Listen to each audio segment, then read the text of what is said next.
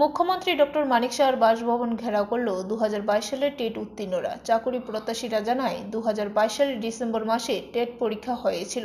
চাকরিতে নিয়োগের দাবিতে দীর্ঘদিন ধরে তারা দাবি জানিয়ে আসছে, কাজের কাজ কিছুই হচ্ছে না। তারা বহুবার মুখ্যমন্ত্রীর সাথে সাক্ষাৎ করার প্রচেষ্টা করেও তারা ব্যর্থ হয়। মুখ্যমন্ত্রীর সাথে সাক্ষাৎ করার জন্য বহুবার তারা আবেদন জানিয়েছেন, কিন্তু তাদেরকে অনুমতি দেওয়া হচ্ছে না। তাই বাধ্য হয়ে এই দিন তারা মুখ্যমন্ত্রী বাসভবন ঘেরাও করেছে। টেট উত্তীর্ণ চাকরি প্রত্যাশীরা মুখ্যমন্ত্রী বাসভবন ঘেরাওর সংবাদ পেয়ে ঘটনাস্থলে ছুটে যায় পূর্ব আগরতলা থানার পুলিশ। শেষ পর্যন্ত পুলিশ টেট উত্তীর্ণ চাকরি প্রত্যাশীদের গ্রেপ্তার করে অস্থায়ী ডিটেনশন ক্যাম্পে নিয়ে যায়।